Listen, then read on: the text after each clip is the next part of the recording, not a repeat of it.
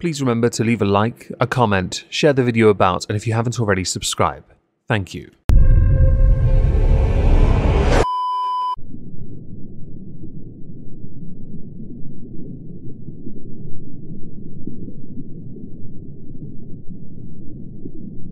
Well, isn't this just fantastic? Captain's log, subdates 231026.8. We've spotted a small group of subfleet vessels entering range of our long-range scanners. Said range twice there. I have a feeling they know my plans or want my Gloriana class. We're instead going to send them boarding teams just as soon as my crew are trained to do so. Hello everyone, welcome to the exhibition of stupid people. Today we're going to start with the Metropolitan Police. I have many times in this series said the police in the United Kingdom are a joke because our police are idiots. Our police don't know what a fact is. Our police would rather spend time looking into hate crime than actually dealing with legitimate crime. With knife crime on the rise, they're doing sod all about it in favour of, ooh, mean words on the internet. Well, recent tweets have done them no favours and they deserve all the criticism they get for it. So for example, on the 21st of October, they tweeted out, the Metropolitan Police that is, the word jihad has a number of meanings, but we know the public will mostly commonly associate it with terrorism. We have specialist counter-terrorism officers here in the operations room who have particular knowledge in this area. We have assessed this video filmed at the protest in central London today and have not identified any offences arising from the specific clip. However, recognizing the way language like this will be interpreted by the public and the divisive impact it will have, officers have identified the man involved and will be speaking to him shortly to discourage any repeat of similar chanting. Readers added context to this, and I can't play the clip because of the video itself, the protest itself, the pro-Palestine one. I'm not getting involved in that. Context: the Met Police's What is Hate Crime document states, the offence of incitement to hatred occurs when someone acts in a way that is threatening and intended to stir up hatred. Hate content may include messages calling for violence against a specific person or group. This was retweeted by Callum, Sargon of Akkad's secretary, community noting the police. Metropolitan Police also tweeted later, while this tweet has been deleted, the claim about flags is still being shared. The flags in the lower left photo are not those of ISIS. They are the Shahada, which is a declaration of faith in Islam. ISIS flags may appear similar but are not the same. We have specialist officers with knowledge of flags. Welcome to Sheldon Cooper Presents Fun with Flags. Working on this operation to assist with these assessments. We know the original poster received abuse following our earlier tweet. This is unacceptable. We have intentionally blocked out this name and X handle. Included is an image with a flag. Retweeted by again Callum, Sargon of Akkad's secretary. He's just a humble Muslim. How could you be so Islamophobic to say this is a terrorist flag? The British police, Islamic scholars apparently, because the flag is in fact Al-Qaeda's. And because this tickled me, the Israel advocacy movement replied to the Metropolitan Police with, you should fire your specialists, because it is in fact the Al-Qaeda flag and not the Shahada flag. Although, if you want to be pedantic about it, you can argue it is a declaration of one's faith, or an interpretation of it that is seen as negative in this area of the world. Many lines have been drawn concerning Israel and Palestine, Gaza. It's getting quite murky and messy. I refuse to get involved in that. My interest is in the Metropolitan Police determining what can and cannot be considered a hate symbol and saying that this is not because, and then someone says it's the other flag, when the reality is, this is not what you say it is. Your interpretation of events would surely mean that by your own law, that individual should be arrested. I don't agree that flags should carry that amount of weight, but considering what Al-Qaeda is, I'm impressed you're willing to sweep this one under the rug. I feel like you really do have certain preferential treatment when it comes to individuals professing their interest in certain faith that you refuse to take a side in, or refuse to intervene in when you're supposed to by the law that you are supposed to uphold. When I call the Metropolitan Police or any police force in the United Kingdom a joke, things like this are why. If you want to just admit you're a coward, that would be so much simpler. And just because I'm this guy, a great way of demonstrating just how pathetic the police are. They issued a verbal warning to people carrying an English flag, because if things started to get a bit heated at a Free Palestine event, then it would be their fault. For the moment, anything racist or even close to racism is said. Let me finish.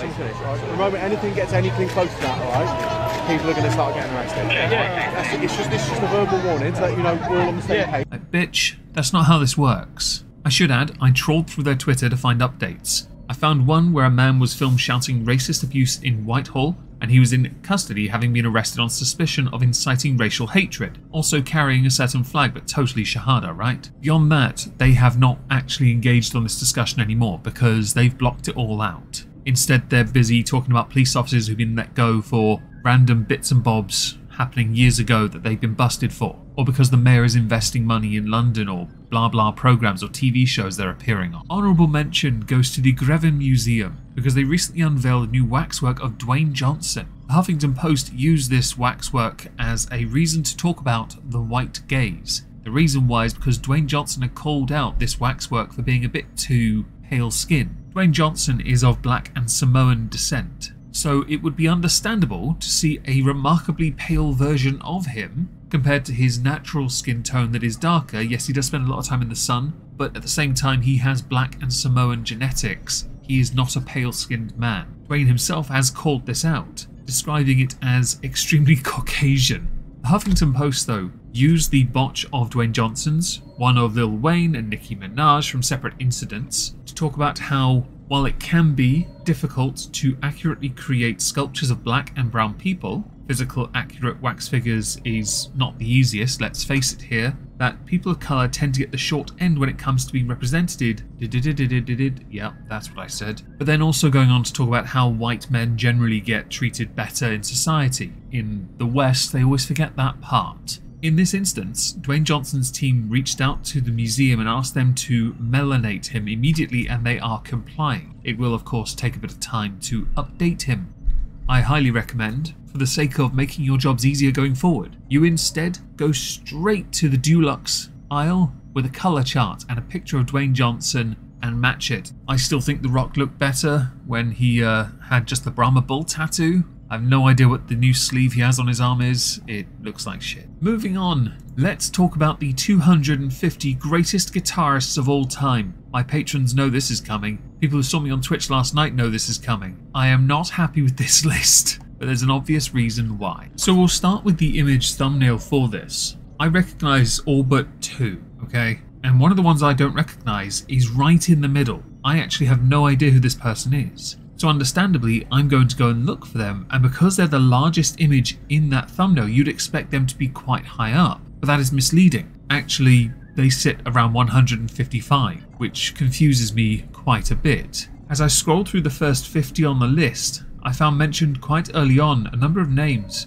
that shouldn't be this low down, to be honest. Jennifer Batten, for example, I would rate her higher than 237. I'd also rate Joseph Spence higher than 223. If this is the best guitarist of all time, it must be an opinion piece. Because what I noticed in this was that there are a number of guitarists that are more, let's say, recent, that have already been elevated to this list, when there are so many greats who have been written off. Either because the person writing this really had no idea who they were, or they weren't making an attempt to actually try and write an honest list. Because there are some names that will always exist in the top 10 because of what they did to get other guitarists now to be inspired enough to try and be as good as, if not better than them. A great example, Eric Johnson inspired many people on social media, many guitarists from this current generation, to do covers of Cliffs of Dover and Benny Mann's Blues. This is not a surprise, but Eric Johnson sits at 205. Hell, you put Nuno Betancourt at 197. Now I get Extreme maybe not as well known,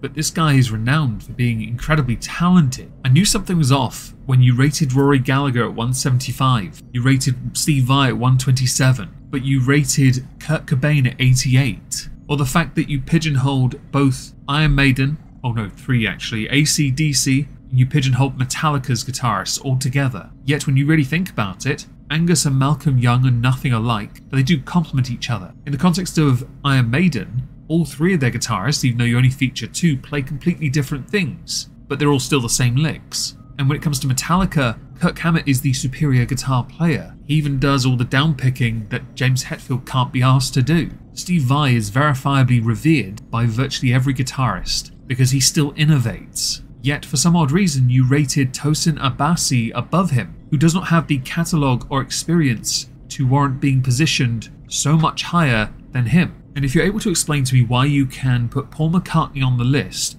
a career bass guitarist, then do me a favour and tell me why the following aren't also on there. Lemmy, Sting, Tyson Ritter, how about Pete Wentz, how about John Entwistle? Although I can imagine if you had a list of the greatest bass guitarists, Entwistle will probably be at the bottom, even though he inspired virtually everyone else. You put Kerry King at 100, which I don't think he should be there compared to that of Vi. Technically, Kerry King is nowhere near as gifted. You put The Edge at 47, a man that went throughout his career never being able to play so much as one complete chord. He admitted to that in interviews. He was mocked by Jack White for it. You put Brian May at 33. 33? Are you mental? Brian May is top 5. Steve Vai is top 2. Randy Rhoads was at 21, which baffled me. Randy Rhoads, I don't know.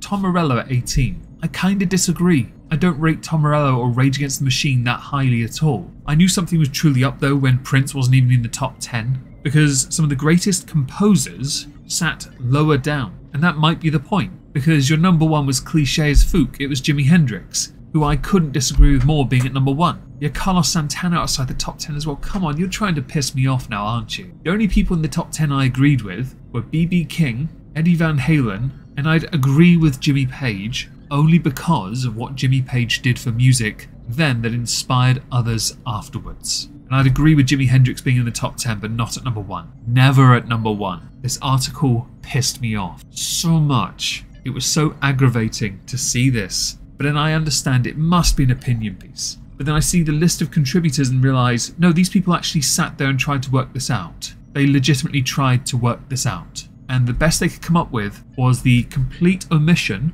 of John Petrucci, Yngwie Malmsteen. I don't recall seeing Joe Bonamassa, although I could be wrong. There was no mention of Guthrie Govan. There was no mention of Nita Strauss, although I'm sure they would argue that they don't have the catalogue of their own individual works, but then some of the names featured in this barely had anything at all of their own. So really, what leg do you have to stand on? Their contributions to music are phenomenal. Yngwie being omitted is probably the biggest faux pas though, just because of the name alone. I didn't see Sinister Gates, yet he is arguably a better guitarist than the majority of that entire list. I'm a big fan of Dragon Force, but I can understand them not being featured, yet you featured Tim Henson, who admitted that Dragon Force did inspire him. So they should surely get some kind of, maybe 251. Let's go with that. I'm a big fan though, so my bias would push them up a little bit.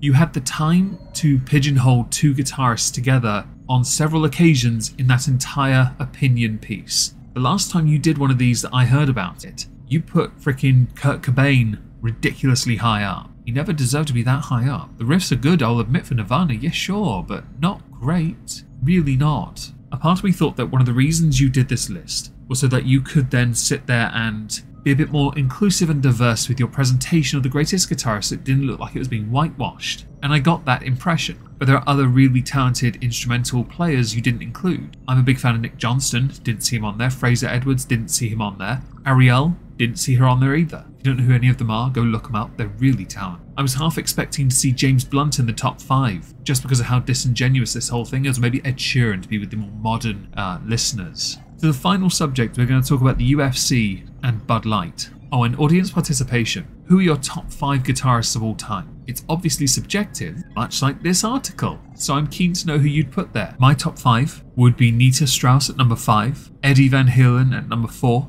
at 3, Prince, at 2, Steve Vai, and at 1, Brian May. If I were to expand it, Guthrie Govan would definitely feature, as would B.B. King. I don't think I need to give you a history lesson now about what happened on April the 1st this year concerning Bud Light and Dylan Mulvaney, and the fact that they have lost billions in market value. Anheuser-Busch though are fine because they've got other beers that have stepped up. I say beers, they're really not. They are mildly alcohol-infused table beers. The word beer is obviously blasphemed in this context. I'd put them on par with a White Claw. They're trash.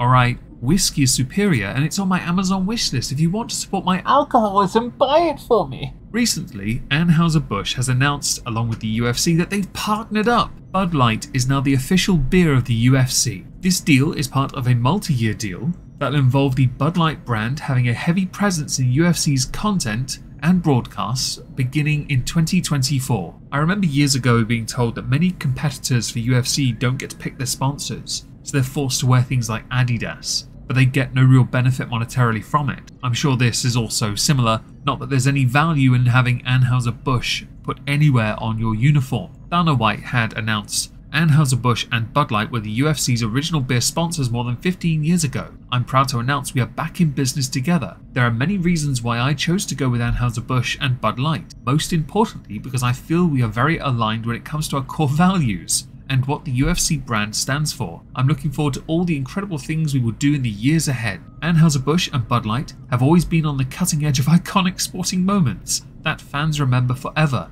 and reuniting with UFC is a continuation of this industry-leading legacy. Anheuser-Busch CEO Brendan Whitworth had said in a press release, as one of the largest and longest standing sports sponsors, we are excited to work with UFC to celebrate our passionate fans while always making a positive impact in communities across America. So this means that it will replace Modelo as the UFC's official beer partner. I wonder why. Dana White had said on the Sean Hannity show that this was the furthest thing about money. So it wasn't about, money. Right, I believe you. It's not about trying to get Bud Light back in business again. Since Modelo's owned by Anheuser-Busch, this is a risky move to relegate the beer that's doing better and replace it with Bud Light because you really want to get Bud Light back on the table again. He continued, Dana White, on the Sean Hannity show, talking about the crops, the farmers, the people employed, the millions a year that they spend with farmers and blah blah blah. He alluded to the business decision and the backlash that Bud Light had experienced this year by saying that, well, fans might not love every business decision that's made by either UFC or Anheuser-Busch, but insisted it wasn't a tough decision at all. No doubt that's because Anheuser-Busch have paid a phenomenal amount of money for this, to try and rebuild Bud Light. They will have to invest heavy, so Dana White can say what he likes about it not being about money, but we all know it's exactly about that. How about you do something better? Stop feeding Americans the lowest common denominator when it comes to every single type of produce you guys manufacture, and I will include your crap you call beer. It's about damn time you guys got value for money, and by value for money I mean quality as well. The compromising quality has put things like Bud Light on a pedestal as if it's a pinnacle of beer. It's not. It's a pinnacle of weakness. As a consequence, the UFC are looking at a potential boycott here, because people aren't going to want to support this, especially in the knowledge that while you say it's not about money, is a deal worth over $100 million to you. It is a brave move to willingly be backed by Bud Light, considering to be backed by Bud Light is not a good thing. But you know what? I look forward to seeing how this one unfolds. You say you share the same core values. That's interesting. It's probably my favoritist part of the entire thing.